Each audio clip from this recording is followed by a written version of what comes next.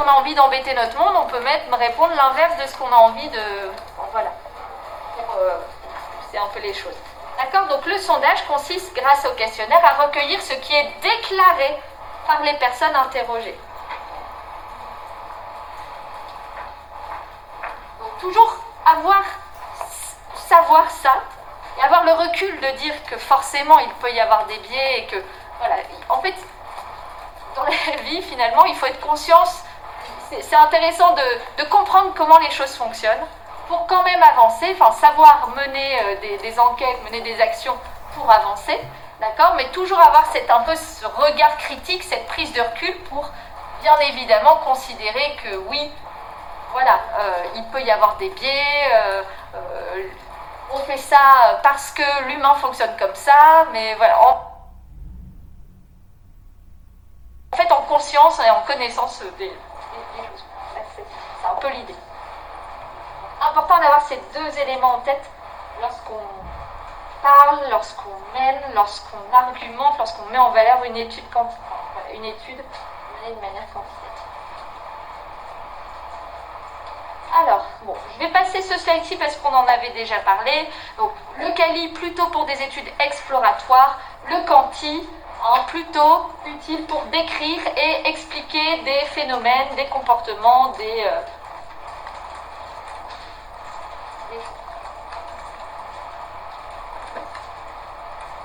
D'accord? Donc, l'idée c'est d'avoir, pour une étude descriptive, en termes de méthodologie, d'accord, on pourra être un petit peu plus, tout dépend aussi du contexte de votre étude, d'accord, mais on pourrait être peut-être un petit peu plus, light, c'est-à-dire qu'il faut avoir une taille d'échantillon suffisante, d'accord, on n'est pas obligé de poser des hypothèses pour ensuite mener notre étude descriptive. Pour une étude explicative, pour vraiment expliquer, justifier des phénomènes, là on va pousser d'accord, la méthode un petit peu plus loin.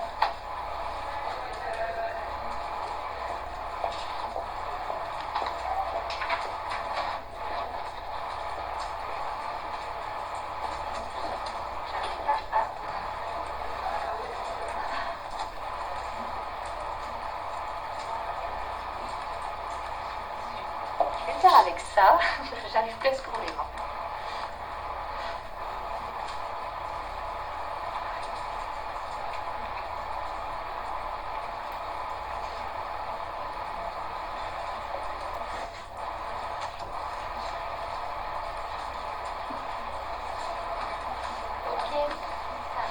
Alors, on avance. Donc là, vous avez le slide qui reprend le chapitre, enfin voilà, le plan qui se déroule. D'accord? Donc, chapitre 2, réaliser une étude quantitative par questionnaire. Premier point, la conception du questionnaire. D'accord? Donc, je vais créer mon questionnaire. Il y a deux éléments à considérer. La conception, puis ensuite l'administration, la diffusion de celui-ci. D'accord? Donc, on va se lancer dans la conception du questionnaire. Donc, un cours très pratico-pratique. Vraiment que vous pourrez garder toujours sous le coude si jamais vous avez des études.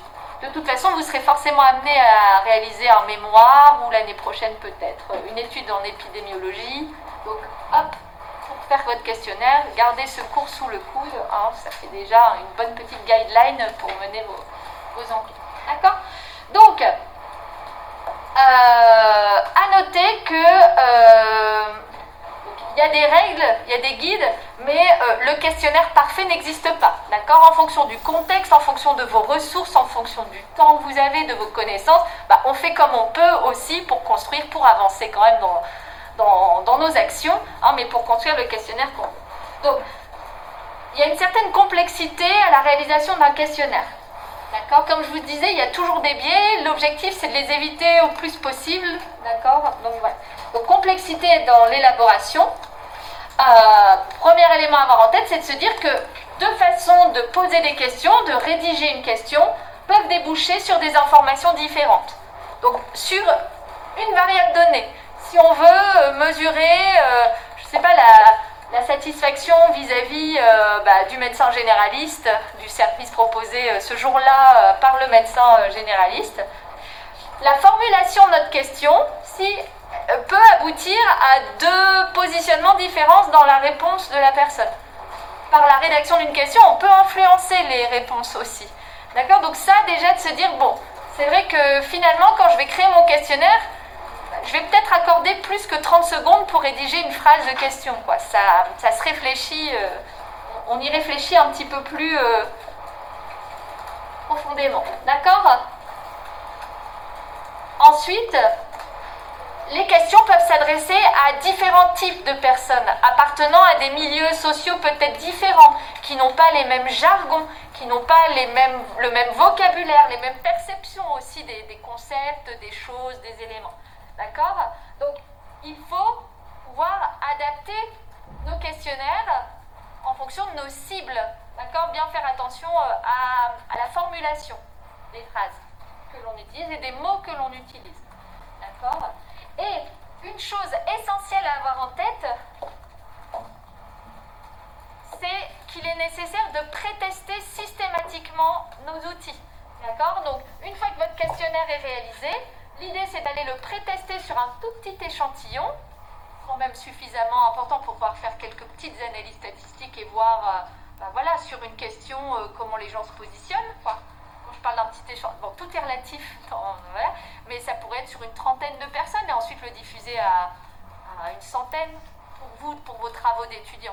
Après, pour un travail d'ampleur un petit peu plus, vous pouvez interroger, je sais pas, voilà, 80, 100 personnes et puis ensuite élargir à 300, 500 personnes. On préteste, on diffuse sur un petit échantillon et après on voit comment se comportent les réponses à nos questions.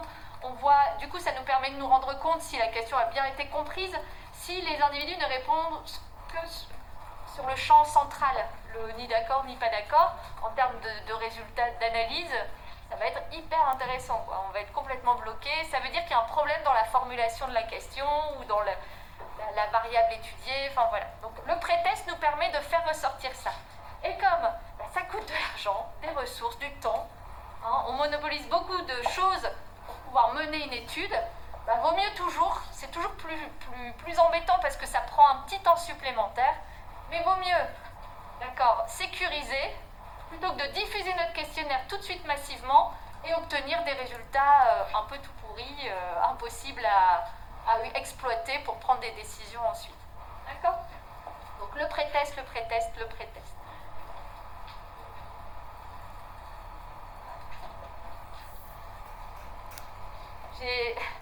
J'écoutais, je dévie toujours, c'est pour ça que voilà, mais j'écoutais une responsable d'entreprise, donc de l'agence Numberly à Paris, enfin bref, on s'en fout de ce détail ici, mais qui parlait de son entreprise. Donc eux font du marketing, mais du marketing vraiment data. Donc on utilise l'analyse de données pour développer ensuite nos produits, nos services. D'accord? Donc eux travaillent pour des annonceurs, des entreprises pour pouvoir... voilà. Et donc, c'est une entreprise française qui est allée s'exporter aux États-Unis il y a quelques temps maintenant. Et donc, la question leur était posée de savoir quel a été vraiment pour eux le fait marquant de l'entreprise aux États-Unis vs l'entreprise en France. Et donc, elle évoquait cette notion d'échelle. Donc, aux États-Unis, pour une entreprise qui souhaite développer un produit, un service, c'est extrêmement intéressant parce qu'en termes de population, on est sur une population 100 fois plus large que la nôtre, d'accord? Et elle disait, c'est marrant, j'ai pris conscience de cette importance de cette notion de scale, d'échelle, parce qu'aux États-Unis, lorsqu'on veut lancer un produit, un service, on a possibilité d'aller tester sur un petit échantillon pour ensuite pouvoir vraiment l'élargir grandement. En France, ça va, la taille fait qu'on peut aussi. Un pays comme le Luxembourg, c'est tout autre, d'accord? Pour développer son offre et ses services, voilà, en tout cas, ce type de pays a besoin d'exporter ses produits beaucoup plus facilement à l'international, etc., pour pouvoir générer des revenus et faire grandir son entreprise. Bon, c'était assez intéressant. Je dévie complètement, mais voilà, cette notion en termes d'activité, de pré-test, d'élargissement d'échelle. Je dévie. Quand même. Donc, on avance. Alors, une chose à avoir aussi en tête, c'est de se dire, je fais un questionnaire, il faut que ce soit quelque chose d'équilibré entre longueur et petitesse, quoi. C'est-à-dire que il faut essayer d'engendrer un minimum d'ennui pour s'assurer que les personnes acceptent de répondre et puis aillent jusqu'au bout du questionnaire. Parce que si elles ne vont pas jusqu'au bout du questionnaire, vous êtes complètement pénalisé, vos analyses, vous ne pouvez pas réaliser vos analyses par la suite, quoi. Donc c'est très embêtant. Voilà, donc évitez l'ennui, la fatigue, les réponses incomplètes ou les non-réponses. D'accord. Et en même temps, un questionnaire suffisamment long pour pouvoir obtenir de l'information riche. D'accord. Donc c'est un vrai travail d'équilibriste et c'est pour ça aussi que la phase de pré-test est importante.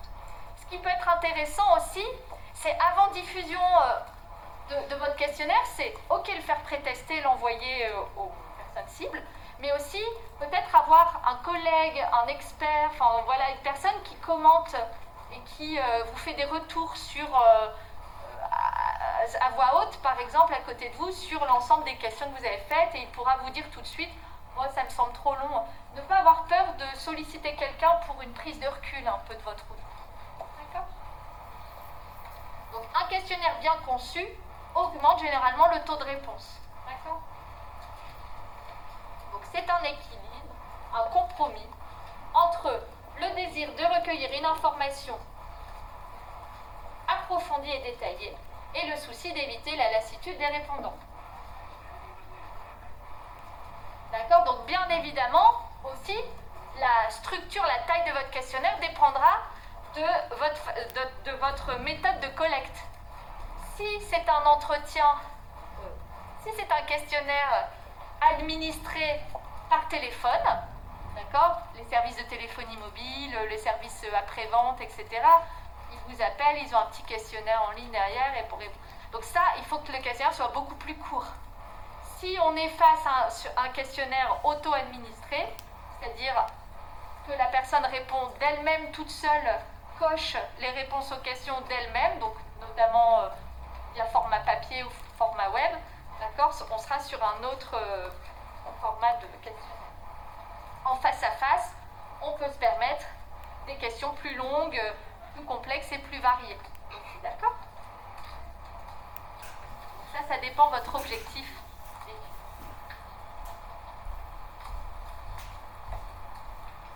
Alors,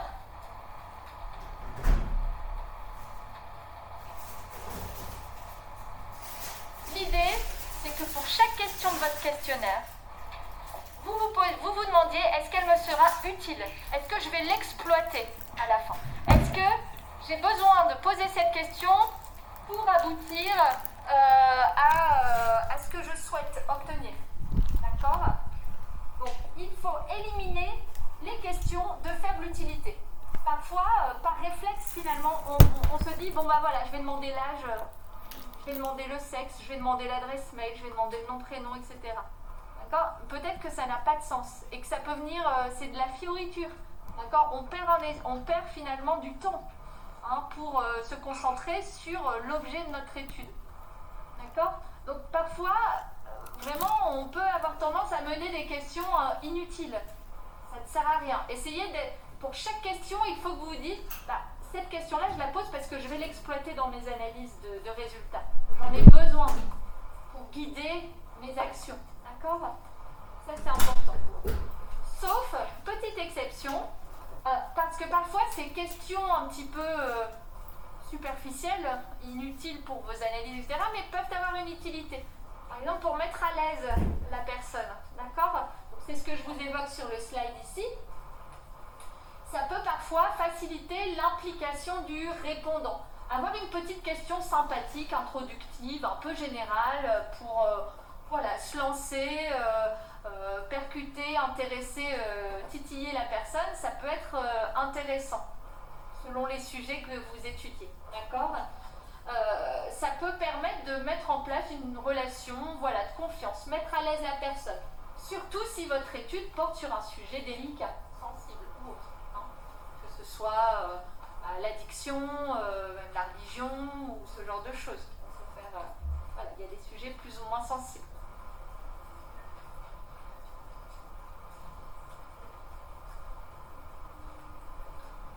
Alors aussi, aussi, parfois, on peut poser plusieurs fois la même question entre guillemets. C'est-à-dire, on peut vouloir mesurer une variable via 2-3 questions différentes. Pourquoi?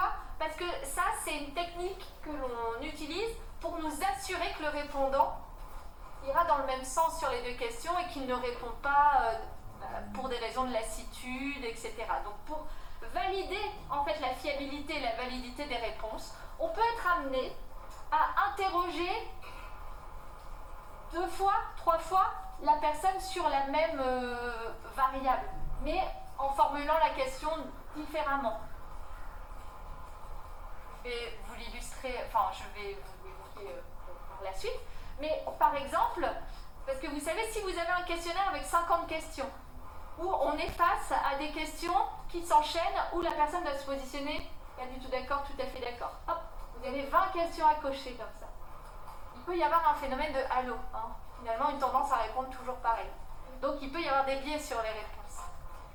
Le fait de, par exemple, rédiger une question une fois à l'affirmative, une fois à la négative, même pour mesurer la même variable. Hein, en exemple, ça peut être je trouve ce film tout à fait fascinant. Tout à fait d'accord, pas du tout d'accord. Et je peux un peu plus loin reposer une question, c'est je trouve ce film tout à fait ennuyeux. Vous voyez? Et si la personne, normalement dans la logique, si on devrait retrouver un tout à fait d'accord d'un côté et un pas du tout d'accord de l'autre, de la même intensité, vu que c'est la même question sur le même film. D'accord? Donc voilà, on peut se permettre de faire ça pour s'assurer d'éviter les biais avec l'effet de halo, par exemple, qui ferait que la personne aurait tendance à toujours répondre de la même façon sur une batterie de questions un peu ennuyeuse. D'accord? Donc, autre technique utilisée ici. Et ensuite, parfois, on peut utiliser ces questions un petit peu superficielles dans le questionnaire pour masquer un petit peu, attention, voilà, aussi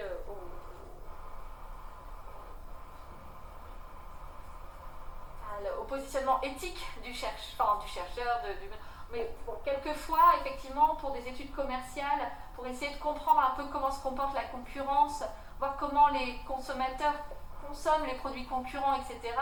Voilà, on peut essayer peut-être de flouter l'intention de notre questionnaire en posant des questions parfois un petit peu plus larges. Voilà. Donc des questions sur des concurrents pour dissimuler le commanditaire de l'étude. Parce qu'un concurrent qui identifierait que telle marque, donc bon, je prends des exemples basiques, mais voilà, imaginons Nike, Adidas, voilà dans l'idée. Donc imaginons que Nike identifie qu'Adidas mène une étude auprès des consommateurs pour le développement d'un nouveau produit, service innovant. Si Nike tombe sur ce questionnaire, c'est une manne extrêmement intéressante d'études du marché, d'études des tendances du marché, de voir un peu ce que prévoit Adidas à développer dans les mois qui viennent, etc. D'accord? Donc, finalement, ça a une vraie valeur, voilà, une vraie valeur concurrentielle. Voilà. Donc, quelquefois, il faut pouvoir masquer qui est le commanditaire pour que les concurrents ne puissent pas trop identifier qui est le commanditaire de l'étude, quel est le sujet que telle marque est en train de travailler pour développer son offre sur un marché, etc. D'accord? Alors, pour la conception du questionnaire, il y a différents points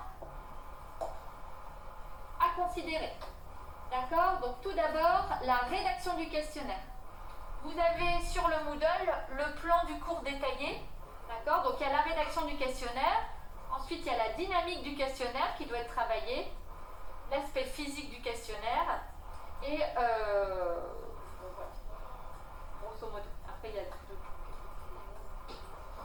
donc d'abord la conception du questionnaire, la rédaction. Ah.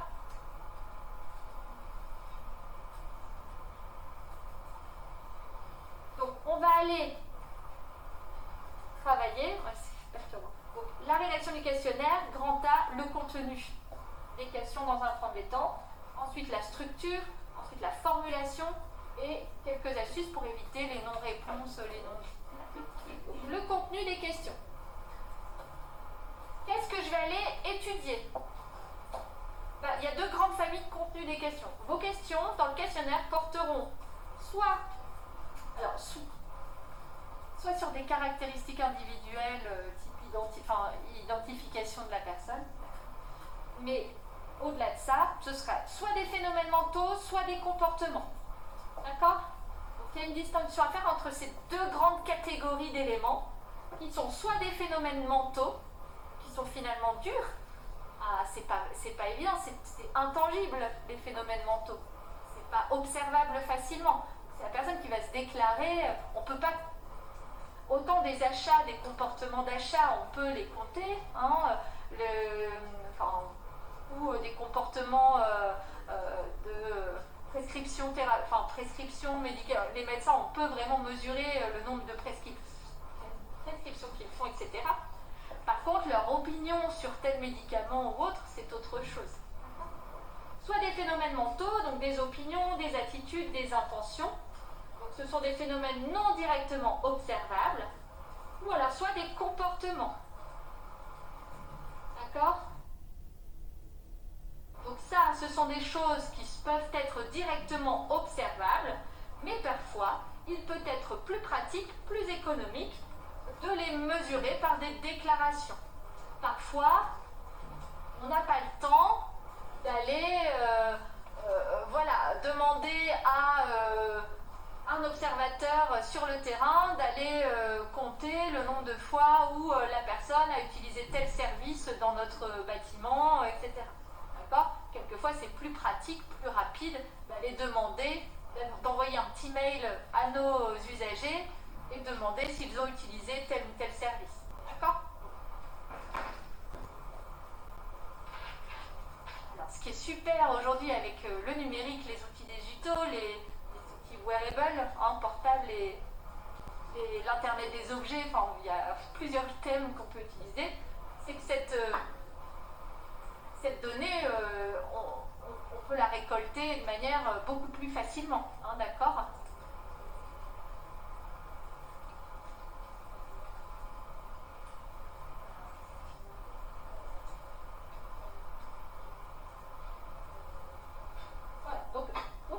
La nature des questions, le contenu des questions, hop, que ce slide. D'accord?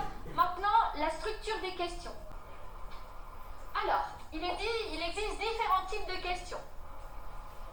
Les questions que l'on appelle ouvertes et les questions que l'on appelle fermées. Donc, les questions non structurées ou ouvertes, ou les questions structurées ou fermées. Donc, quand on parle de questions fermées, de questions structurées, ce sont des questions pour lesquelles les réponses sont déjà formulées à l'avance. C'est vous qui soumettez les réponses et c'est la personne qui se positionne. D'accord? Donc ça, quand même, pour pouvoir le faire, ça aura nécessité quand même un travail de préparation en avant. D'accord? C'est-à-dire une certaine... par exemple, pour la rédaction d'un mémoire, sur un sujet donné, sur une problématique donnée, vous allez étudier le phénomène, faire ce que l'on appelle une revue de littérature, d'accord? Et ensuite, vous allez aller sur le terrain pour voir dans un contexte donné comment les choses se passent et si ce que vous trouvez dans la littérature se confirme ou pas. D'accord? Donc, la revue de littérature, par exemple, va vous permettre de bien définir les questions et les modalités de réponse que vous allez proposer. Imaginons que vous évaluiez effectivement le phénomène de dépression chez les jeunes étudiants en santé, d'accord? Vous allez du coup essayer d'étudier ce concept de dépression. Qu'est-ce qui mène la dépression? Qu'est-ce qui caractérise la dépression? Vous allez poser vos questions sur ce sujet et les modalités de réponse, d'accord, vont être vraiment créées sur la base de toute cette revue de littérature, de toute l'étude de ces concepts que vous avez fait en amont. Et votre questionnaire proposera les choses et pour rendre compte de ce qui se passe pour décrire ou expliquer le phénomène, vous allez aller sur le terrain, interroger les jeunes étudiants et les faire se positionner sur ces questions-ci. D'accord ? Les questions ouvertes, finalement, au même titre que l'étude exploratoire, etc., elles servent à quoi? Elles servent soit à obtenir des informations qui sont obscures pour nous, nouvelles, qu'on n'aurait finalement pas beaucoup cernées dans la littérature dans un premier temps, d'accord, pour approfondir peut-être des éléments. Voilà l'intérêt de ces questions-ci. D'accord ? Donc, en exemple de questions ouvertes, on pourrait poser la question « Quelle est votre profession ?» Et donc ne pas demander à la personne simplement de rédiger quelle est sa question, enfin sa profession. Ou alors « Que pensez-vous des gens qui fréquentent les cliniques privées ?» Et la personne pourrait s'exprimer par écrit à cette question-ci. D'accord ? En question fermée, ce serait indiquer quelle est votre profession, et là vous proposez une batterie de propositions, en utilisant notamment la nomenclature de l'INSEE sur les catégories socio-professionnelles, par exemple, hein, cadre, employé, etc. Et en question, donc si vous voulez connaître un petit peu l'opinion des personnes sur les clients des cliniques privées, hein, vous proposeriez plutôt des questions qui donnent une caractéristique à ces clients et vous demanderez à la personne de se positionner tout à fait d'accord, pas du tout d'accord. Ou vous pourriez proposer une question avec plusieurs modalités de réponse. Que pensez-vous des gens qui fréquentent les cliniques privées? Ça peut être catégorie sociale. Enfin, vous pourriez proposer plusieurs batteries de réponses. Hein. D'accord?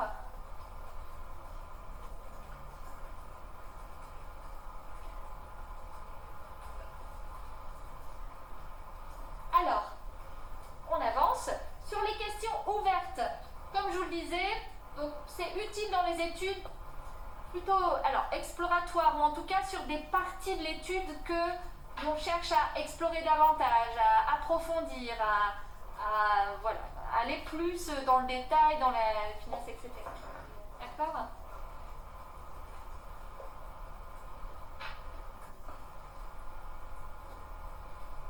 Et le fait de proposer des questions ouvertes assez larges, vous voyez, alors physiquement ça ressemble par exemple à un espace, une case blanche sur laquelle la personne peut rédiger, d'accord ?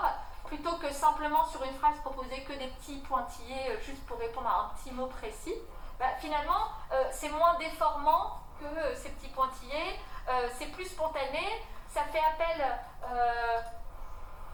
à la mémoire à court terme de la personne. Elle va rédiger une question ouverte, c'est intéressant parce qu'elle peut permettre à la personne de s'exprimer de manière assez spontanée, dire ce qu'elle pense, qu'elle a dans l'esprit, directement comme ceci. D'accord ? Et ça représente un peu le schéma de pensée de l'individu. C'est intéressant. Les questions ouvertes en général sont quand même utiles aussi dans un questionnaire pour s'assurer qu'on n'a rien oublié. Hein ? Imaginons que sur ce phénomène de dépression des étudiants, on ait posé notre batterie de questions, mais peut-être qu'il y a un truc qui nous a échappé dans la littérature.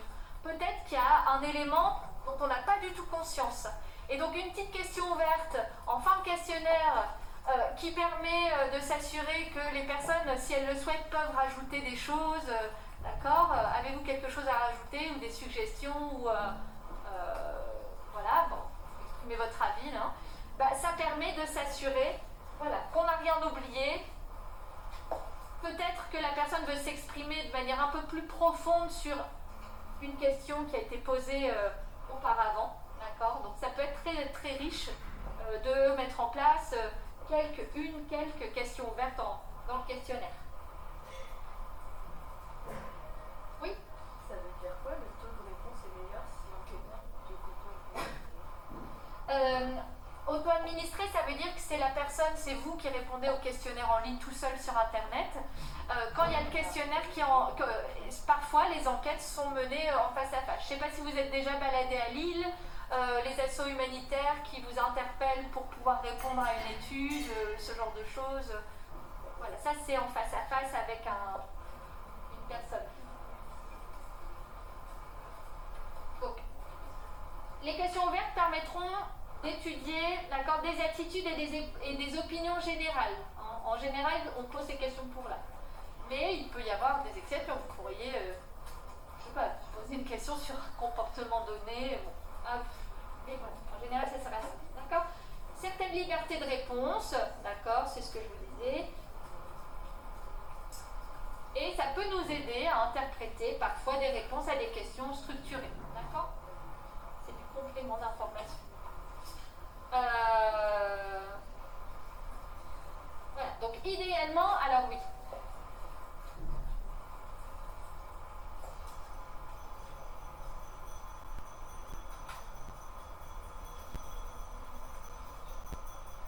Idéalement, parfois, ça peut être dans l'observation, parce que j'ai lu j'ai des études. Alors en recherche, on met des études qui testent toutes les informations que je vous donne. Par exemple, ce sont vraiment des personnes qui ont testé la structure du questionnaire pour voir ce qui fonctionnait le mieux. D'accord ? Donc, voilà. Donc, idéalement, historiquement même, on va dire que les questions ouvertes, finalement, parfois se trouvaient plutôt en début de questionnaire. C'est ce que j'indique sur ma slide ici. Vraiment, la personne, voilà, on la met dans le bain, elle s'exprime, mais quand même, dans la pratique, on observe que c'est souvent en fin de questionnaire que l'on place ces questions ouvertes. Et que parfois, en début de questionnaire, enfin ça dépend, c'est pour ça que c'est important de prétester, ça peut être encourageant, stimulant, la personne elle est contente de s'exprimer, d'exprimer son point de vue à l'écrit, etc. D'accord ? Parfois c'est préférable de garder ces cases-ci en fin de questionnaire, justement pour venir faire réagir sur les précédentes questions qui ont été posées, etc. Donc cette phrase que j'ai indiquée voilà, sur les questions initiales du questionnaire, tout est relatif, ça dépendra vraiment du contexte. Je pense qu'il n'y a que le pré-test qui pourra vous permettre de sentir si c'est une bonne idée ou pas de le placer. D'accord ? Tout dépend de l'intention, de l'ambition de cette question-ci. Les inconvénients.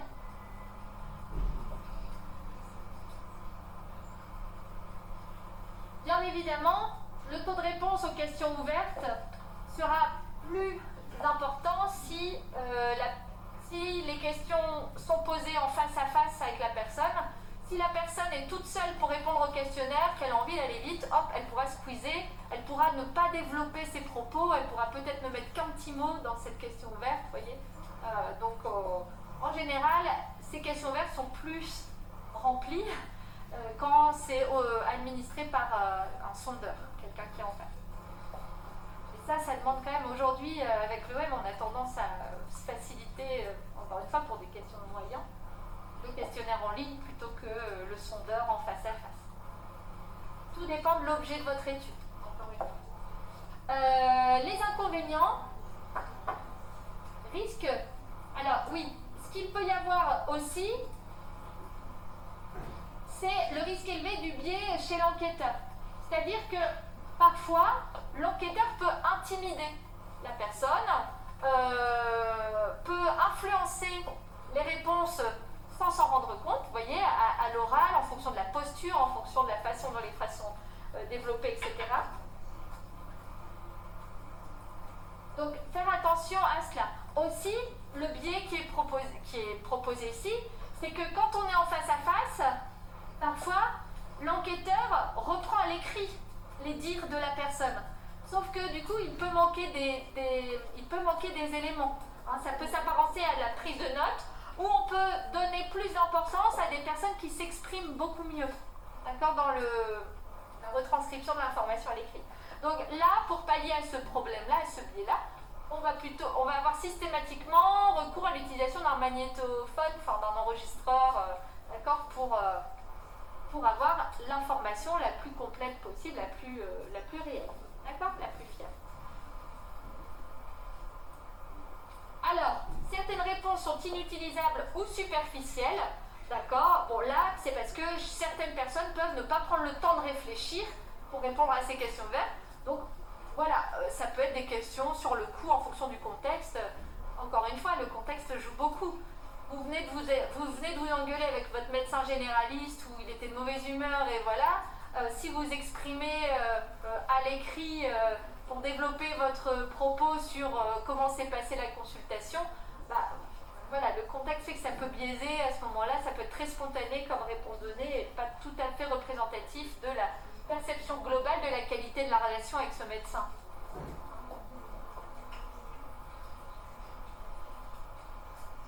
Enfin, lorsque vous menez une grande étude, les questions ouvertes, c'est très chiant à traiter, c'est long. Autant les questions fermées, voilà, vos modalités peuvent être traitées directement par votre outil logiciel. Dès qu'il y a de la rédaction, ça demande de se retrousser un peu les manches et de retravailler un petit peu, parfois corriger les fautes d'orthographe, déjà pour que, si même on utilise un logiciel pour traiter ces questions ouvertes, ce contenu de texte, il faut au moins parfois corriger l'écrit ou ce genre de choses. D'accord? Donc c'est coûteux, pardon, et c'est lent à travailler. D'accord?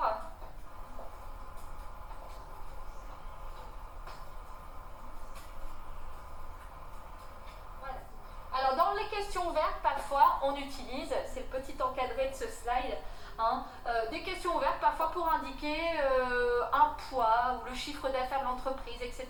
Au lieu de proposer voilà, plusieurs modalités de réponse, on va pas... Vous imaginez la tronche du questionnaire si jamais on demande à la personne d'inscrire, de cocher le chiffre son chiffre d'affaires, d'accord? Donc elle l'inscrit directement, mais esthétiquement, lorsque vous créez sur le logiciel cette question, ça correspond à une question ouverte. C'est un petit champ mis à disposition pour que la personne rédige son poids, son chiffre d'affaires, etc. Ok. Sur les questions fermées, maintenant, celles qui constituent la majorité des questions d'un questionnaire. Il y a 3 types de questions. Quand on parle de questions QCM, à quoi ça correspond? Vous connaissez ça, je pense par cœur. QCM, questions à choix multiples, tout à fait. Donc, on a les questions QCM, dichotomiques et échelle. Dichotomique, ça vous parle? Vous avez les slides suivants, mais on va... Ouais. Dichotomique, ça veut dire quoi? 2 possibilités de réponse. En général, oui, non. On parle tout de suite après, mais voilà. Donc, soit choix multiple, soit dichotomique, oui, non. Soit question échelle. Échelle.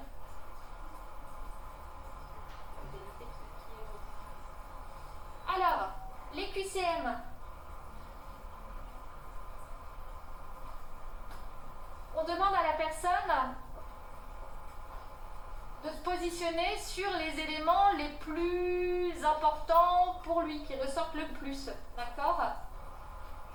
Donc on propose plusieurs possibilités de réponse. Donc pour dresser cette liste de réponses, parfois une étude exploratoire en amont est nécessaire pour être sûr de ne rien oublier dans les modalités de réponse que l'on propose. D'accord? Donc pour pallier à cela, parfois on propose plusieurs modalités de réponse et on rajoute le petit champ autre qui permet à la personne de se positionner.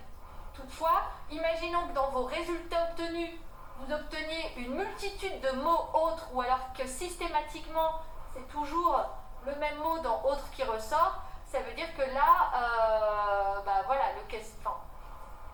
le questionnaire, vous auriez pu quand même travailler un peu mieux, l'optimiser, rajouter cet élément autre dans le champ des modalités que vous proposez.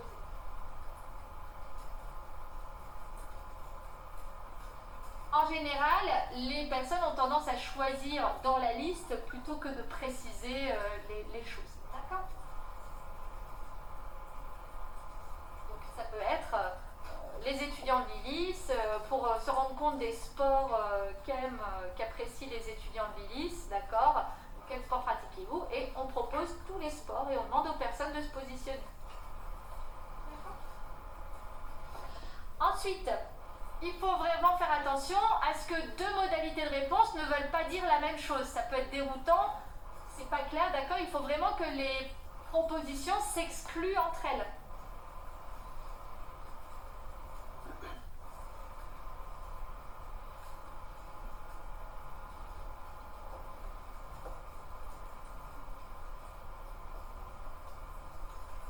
Parce qu'après, en termes d'analyse des résultats, d'accord, ça peut vous poser problème pour pouvoir interpréter correctement les choses. Donc, bien penser à faire en sorte que toutes les modalités proposées s'excluent.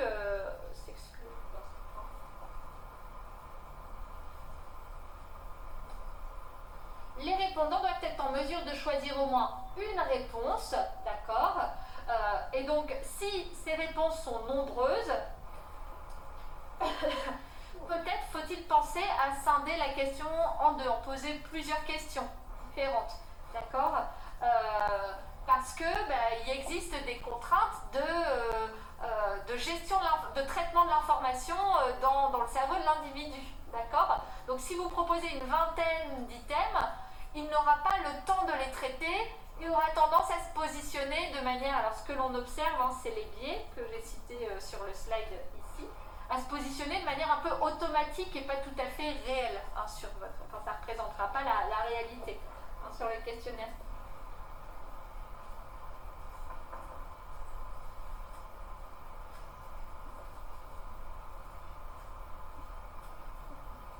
Donc, ce qu'on observe, c'est que les personnes ont tendance à cocher les premiers éléments d'une liste, hein, le plus souvent, d'accord? Ou alors, à l'inverse, les derniers éléments.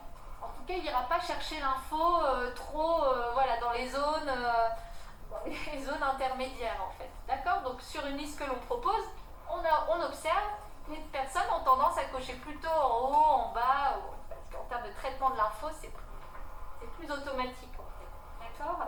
Ou aussi, ce qui existe, c'est le phénomène d'aller cocher dans la valeur centrale. D'accord? Donc soit en haut, soit en bas, soit au milieu de la liste. Mais du coup, les autres propositions sont moins intermédiaires, sont moins visibles spontanément dans son esprit. Donc, quelle est la solution pour cela? Que ce soit à l'oral ou par un questionnaire en ligne, vous cochez la case présentation aléatoire des modalités de réponse. On peut, pour tous les individus, peuvent voir une liste désordonnée, enfin pas dans le même ordre, des réponses qui apparaissent. D'accord? Donc ça, c'est un conseil sur une question à choix multiple qui est donné, c'est d'afficher les modalités de réponse de manière aléatoire, pour pas influencer, pour pas que les personnes aient tendance à toujours répondre les mêmes cocher les mêmes cases pour des raisons de traitement, de manque de temps pour traiter l'information, un peu automatique, pour pallier ce biais automatique observé chez les individus, d'aller cocher les cases supérieures, les cases inférieures, d'accord? Aussi, il peut y avoir le phénomène évoqué de donner une bonne image de soi, d'accord? Donc la tentation est réelle de vouloir donner une meilleure image de soi, la meilleure image de soi possible pendant l'enquête, et même devant un enquêteur, notamment quand il y a une personne en face de vous. D'accord? Donc, imaginons qu'on pose une question sur la diversité des pratiques culturelles des personnes. On va essayer d'aller éviter de commencer la liste par les opéras, les concerts de musique classique, etc. et finir la liste par le tricot et le jardinage. D'accord? L'idée, c'est pas faire percevoir qu'il y a une sorte de classification de ces pratiques culturelles. Donc c'est de mélanger ces items-ci, enfin ces éléments-ci, pour mouiller cette perception de catégorisation, de liste, pour pallier à ce problème de vouloir donner une image un petit peu plus meilleure image de soi.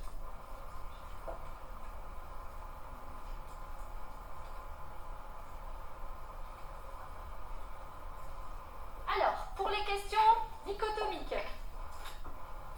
comme on l'a dit, deux modalités de réponse, on intègre intègre quand même, quand on parle de questions dichotomiques, les réponses qui proposent oui, non, mais et le je ne sais pas. Bon, d'accord, on peut les considérer ici. Elle n'est pas considérée comme une question à choix multiple. D'accord, ça reste une question dichotomique.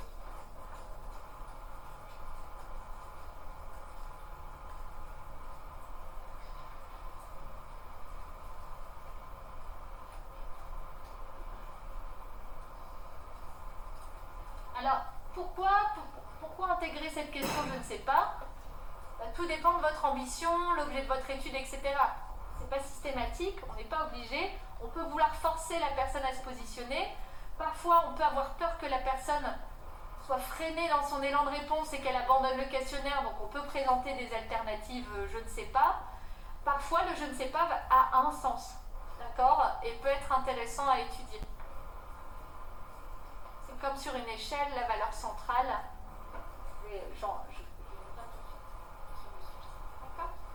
Donc, les questions échelles, donc ça, ce sont des questions avec des modalités graduées, où on va demander à la personne de se positionner en fonction de son degré d'accord ou de désaccord, en fonction de son approbation ou pas, en fonction de ses attitudes et des opinions. Les échelles sont très bien pour mesurer les attitudes et les opinions, d'accord, qui peuvent notamment mettre en avant des positions extrêmes.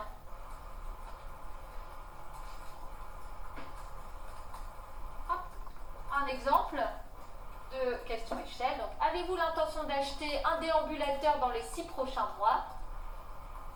Je suis sûre de ne pas en acheter. Je suis sûre d'en acheter un sur une échelle à 5 points ici, de 1 à 5. D'accord? Vous voyez que sur cette échelle, il y a une valeur centrale, d'accord? Donc on est sur une échelle à 5 points. Parfois, elles peuvent être à 4 points, à 7 points, à 10 points, à 8 points. À vous de voir en fonction de votre objectif d'étude. Vous voyez ici qu'il y a une valeur centrale, la modalité indécis, ni d'accord ni pas d'accord, voilà. Donc il n'y a pas de consensus sur le fait de garder des réponses centristes, d'accord? D'accord, donc cette position centrale sur le continuum des modalités de réponse. Donc quelquefois, elles peuvent servir de refuge aux répondants qui ne veulent pas se positionner ou qui ont la flemme aussi de donner leur avis ou autre, ça arrive. En politique, ça peut être quand même interprété comme un signe d'indécision de la part de la personne. Hein. Mais ça peut aussi refléter une position un peu centriste dans les opinions de la personne, hein, plutôt liée à des valeurs aussi centristes. Donc, à vous de réfléchir de l'intérêt ou non d'indiquer cette modalité centrale, etc. Alors, sur les questions, qu'est-ce que je choisis? Question plutôt ouverte ou question plutôt fermée?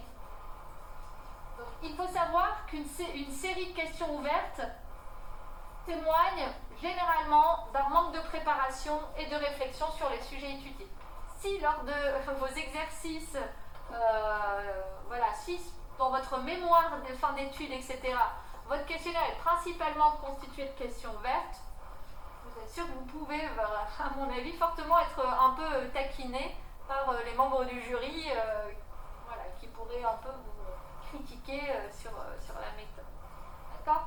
En général, sauf si vraiment vous avez un argumentaire en béton et qu'il y a vraiment une utilité à cela.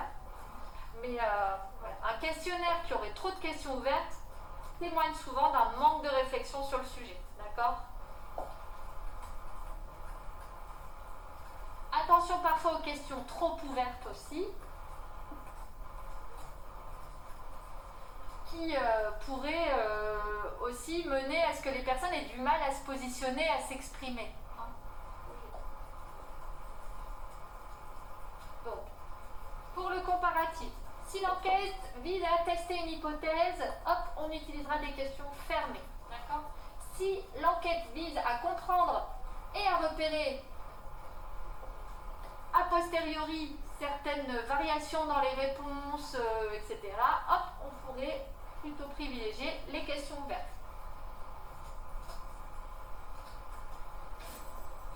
Donc, ce que l'on fait, en général, on va procéder, avant de créer le questionnaire, il y a notre revue de littérature, mais parfois on accompagne cela d'entretiens pour vraiment s'imprégner même des normes, du vocabulaire, de la cible que l'on souhaite interroger, etc., pour pouvoir adapter notre questionnaire.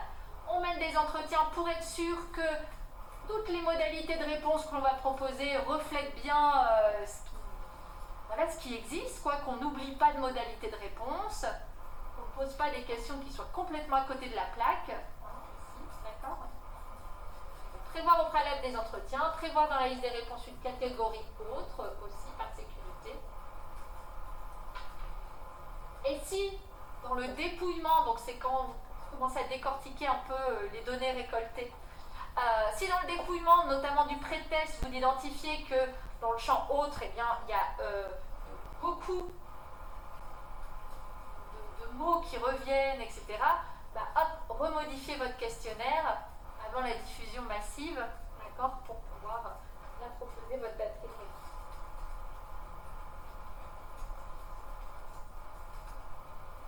Alors.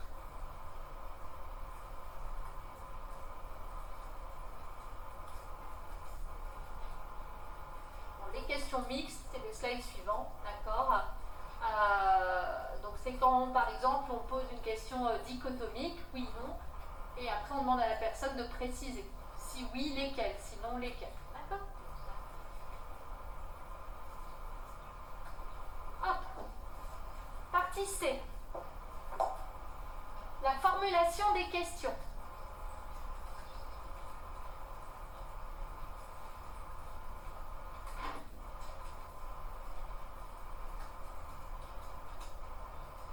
Alors, premièrement, lorsqu'on formule des questions, il faut être attentif aux mots introductifs de notre question. Posez la question comme la première phrase que vous voyez sur le slide, qui est, par exemple, les fonctionnaires sont-ils privilégiés ?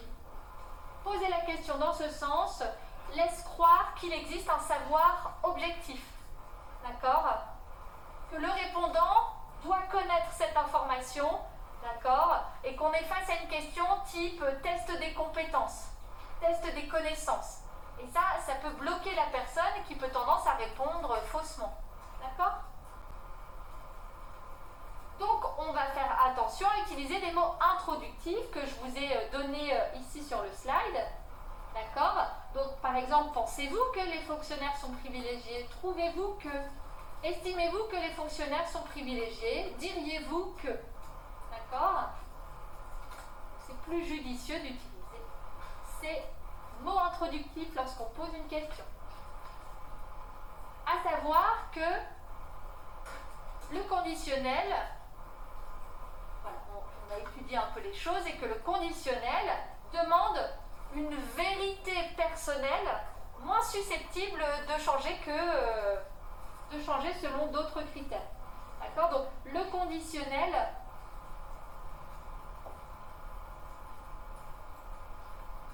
suppose quelque chose d'un petit peu plus projeté, véritable de la part de l'individu qui s'exprime. Donc parfois peut-être privilégier une formule plus neutre, le selon vous, ou alors si on veut vraiment faire rendre compte de l'intention, d'une opinion, d'une attitude forte, considération forte, etc., le conditionnel peut être intéressant. Donc, être attentif aux mots introductifs. Deuxième élément, définir le sujet clairement. D'accord ? Donc, je vous ai mis une phrase, quelle marque de shampoing utilisez-vous ? Sauf que cette question posée simplement à la personne peut vous donner des réponses, vous allez avoir, mais en termes de traitement de l'information, d'analyse d'information, on va rester quand même assez court sur l'interprétation des résultats de cette question, quoi. Donc, quand on pose la question qui, par exemple, quand on dit quelle marque de shampoing utilisez-vous? Qui êtes-vous? On ne sait pas si la personne se réfère ici à son usage personnel ou son foyer, par exemple, ce qui se passe à domicile, d'accord? Donc ça peut finalement nous bloquer dans la compréhension réelle de ce qui se passe voilà, chez la personne par rapport au sujet qui nous intéresse. Donc on ne sait pas si c'est la marque utilisée personnellement ou pour l'ensemble du foyer. Le quoi? Donc ça concerne la marque de shampoing, mais imaginons que le ménage utilise plusieurs marques de shampoing, d'accord? Est-ce qu'il doit mentionner la marque préférée? Est-ce qu'il doit mentionner la marque qu'il utilise le plus fréquemment? Utiliser le plus récemment, d'accord, par exemple, ou la marque qui lui vient à l'esprit sur l'ensemble des marques qu'il utilise. Donc, ça peut nécessiter une précision dans la formulation de la question. Le où, bon, ça induit à la maison, mais ce n'est pas clairement précisé dans la question, donc ça pourrait, je ne sais pas, être sur la marque de shampoing en particulier, mais voilà, ça pourrait faire attention à ça. Et le quand, hein, on sous-entend ici le habituellement, hein, mais c'est pas clairement, c'est pas sûr, c'est pas assez précis en fait comme question. D'accord?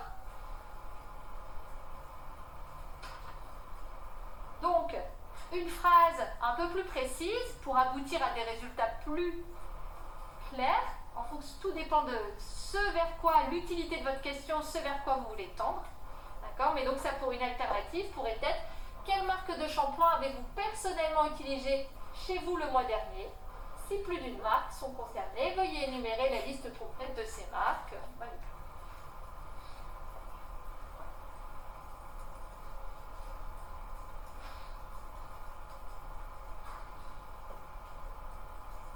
Alors, la formulation des questions, autre point.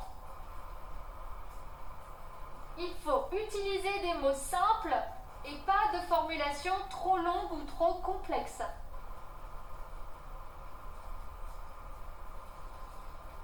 Donc, utilisez un vocabulaire de niveau bac, évitez le jargon technique, d'accord?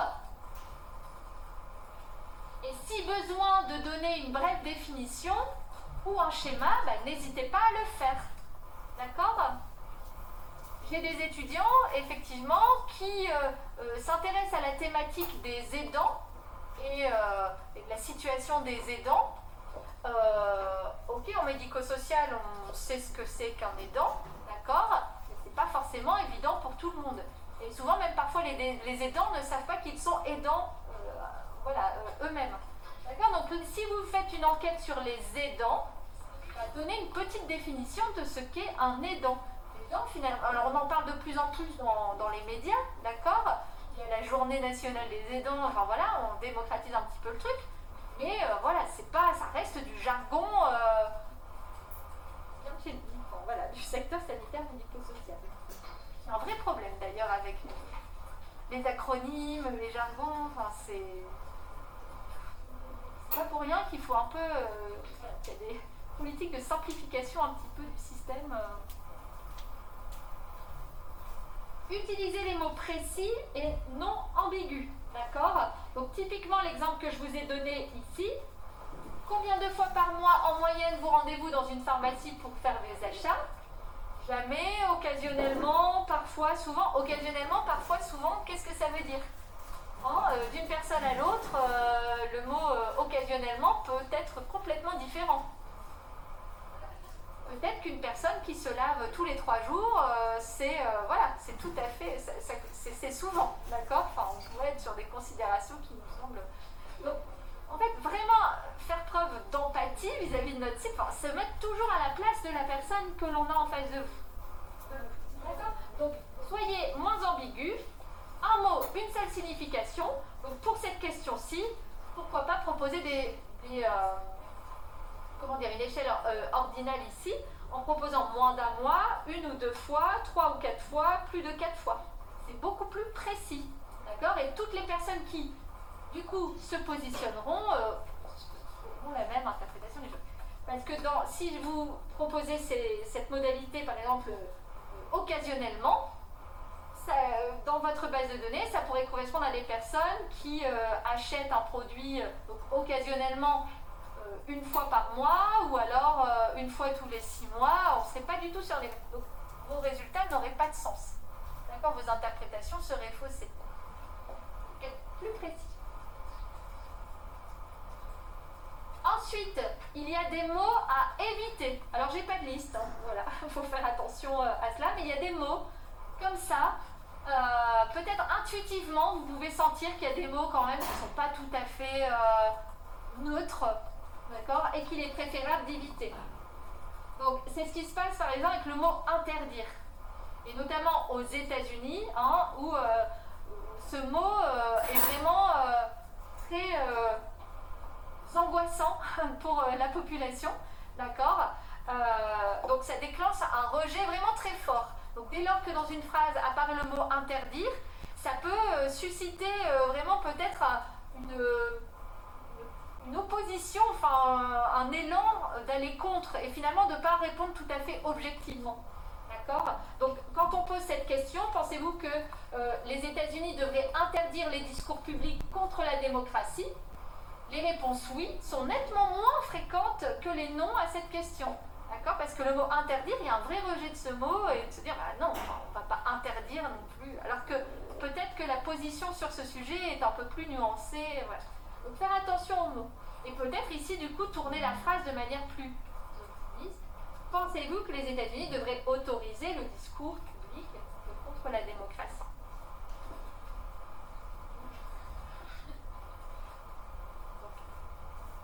Mots à éviter. Éviter les questions tendancieuses ou biaisées. D'accord ? Donc ça, c'est les questions qui vont influencer les réponses des personnes. Pensez-vous que les Français doivent acheter des automobiles importées alors que ça peut conduire la main-d'œuvre française au chômage ? Oui, je pense que... Ouais, voilà, il faut... Cette question-ci formulée comme ça induit forcément une réponse quand même négative. Donc, pensez-vous que les Français devraient acheter des voitures importées ? Oui, non, je ne sais pas, d'accord. Voilà. Donc faire attention à la tendance de nos questions. Essayez d'être le plus neutre, objectif possible dans la façon de formuler les questions. Ensuite, voilà, si apparaît le commanditaire de l'étude, on peut avoir tendance à répondre pour faire plaisir ou pour faire bien ou pour ne pas avoir de problème. D'accord ? Donc, il peut y avoir des biais si on indique qui est le commanditaire de l'étude. Donc, quelle est votre marque préférée de dentifrice ? Plutôt que Colgate est-il votre dentifrice préféré si c'est... je ne sais même plus, mais moi j'ai un peu... les pertes de mémoire. Colgate, ça appartient à Procter & Gamble, donc je ne sais plus quel est le nom qui appartient à Colgate. C'est pas très grave. Unilever, Colgate, je crois. Mais voilà, si l'étude est commandée par Unilever, ou en nom prestigieux, d'accord ? Êtes-vous d'accord avec l'association des dentistes français ou êtes-vous d'accord avec le conseil de l'ordre des médecins pour dire que que Colgate évite les caries, machin. Colgate est efficace pour la prévention des caries sans citer la référence un petit peu plus experte sur le sujet qui pousserait la personne à dire bah, bien évidemment que je suis un peu les références sur cette thématique.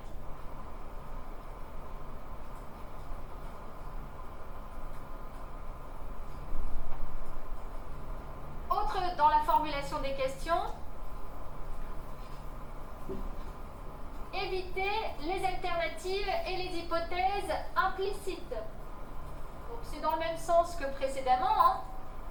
Donc ce sont des alternatives qui sont non exprimées explicitement dans les options de réponse, d'accord, mais voilà, dont on se doute un petit peu. Et l'idée, c'est de rendre un petit peu plus explicite pour augmenter les réponses à cette question. Hein, donc ici,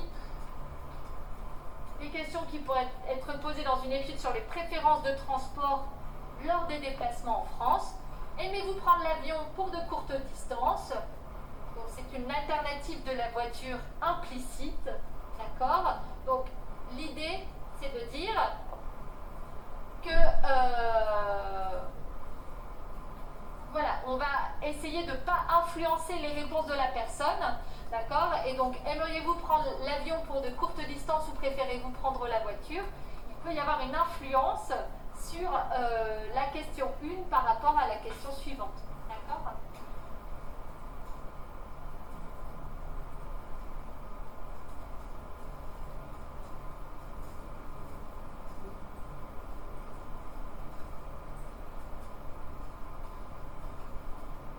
Je me permets d'avancer parce que vous avez les slides sous les yeux.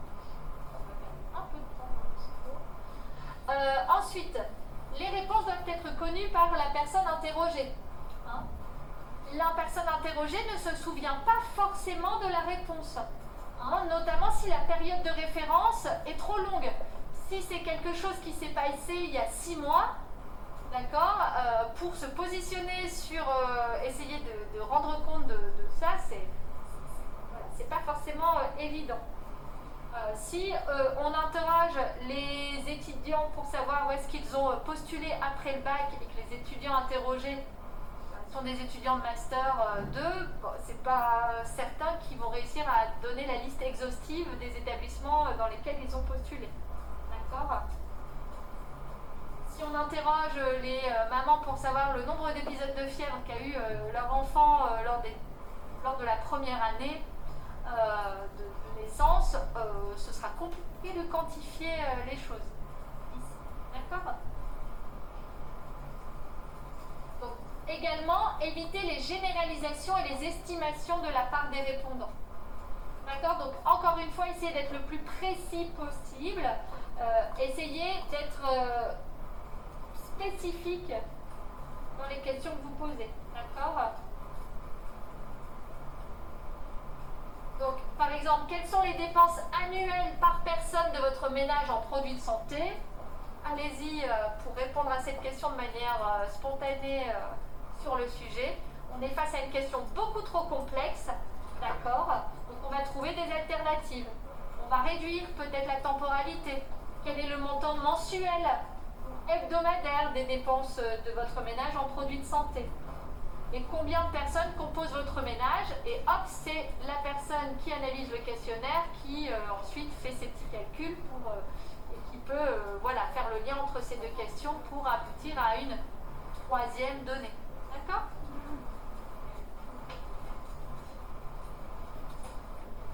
Alors, je sais qu'il est midi, je grappille 3 petites minutes, d'accord, pour avancer là-dessus. Et après, je vous laisse aller déjeuner. Désolée, on a perdu du temps sur le début du cours. Alors, les questions doivent favoriser les réponses sincères et éviter les biais. De confidentialité, la personne n'a pas envie de dévoiler des infos trop personnelles. De prestige ou de conformisme. Je veux me valoriser ou alors je suis comme tout le monde et je vais essayer de répondre comme fait tout le monde, dans la tendance, d'accord, etc. Notamment pour les questions sensibles. Donc, vaut mieux, par exemple, même sur des revenus, ne pas demander le revenu directement de la personne, mais plutôt de se positionner sur des tranches de revenus, par exemple. D'accord ?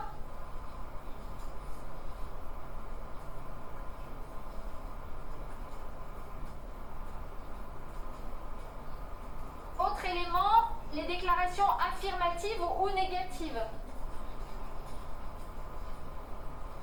Donc attention, les réponses sont influencées, d'accord, par la question qui est formulée soit de façon négative, soit de façon affirmative. D'accord ? Donc, bien faire attention à la formulation de votre question. Et certains conseillent d'alterner les deux types de déclarations dans les moitiés du questionnaire, puis d'inverser dans la moitié suivante du questionnaire. D'accord ? Notamment pour éviter les biais de l'effet de halo évoqué précédemment. Dans les questions. Ensuite, il faut qu'il y ait un certain équilibre Il faut qu'il y ait un certain équilibre, comme vous voyez dans l'exemple ici, dans les modalités de réponse. Il faut qu'il y ait autant d'affirmatifs que de négatifs dans une échelle que vous proposez. Si, comme vous voyez dans cette question-ci, toutes les modalités sont un peu orientées positivement et que le non, d'accord, et voilà, est un peu identifié de manière isolée, ce déséquilibre va favoriser une réponse oui quand même, d'accord. D'accord. Les moins affirmatives, certes, mais ça sera quand même la réponse oui. Plutôt qu'un non franc un petit peu trop extrême. Aussi, essayez d'éviter trop de négations dans votre questionnaire, dans vos formulations de questions, et faites attention aux phrases avec des doubles négations qui viendraient brouiller la compréhension des questions.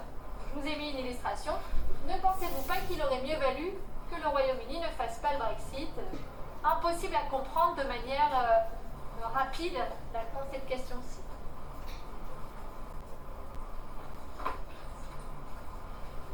J'enchaîne avec ce dernier point, parce que moi je pense à un petit exercice, j'ai pas eu le temps de tout voir, donc bon, vous avez le support de cours, donc je vous laisserai lire la suite du support de cours, d'accord, il y a tous les éléments dessus. Autre élément, plusieurs questions ou une seule question. Faire attention aussi aux questions qui pourraient en regrouper plusieurs en une. Parce que après, en termes d'interprétation des résultats, voilà, encore une fois, ça peut être complexe. Illustration ici, avec la phrase « Pensez-vous que Coca-Cola soit une boisson savoureuse et rafraîchissante ?» Si la personne se positionne, on ne sait pas si elle est d'accord avec l'aspect rafraîchissant ou l'aspect savoureuse, d'accord? Donc l'idée, c'est de poser deux questions, une question pour mesurer un élément, d'accord?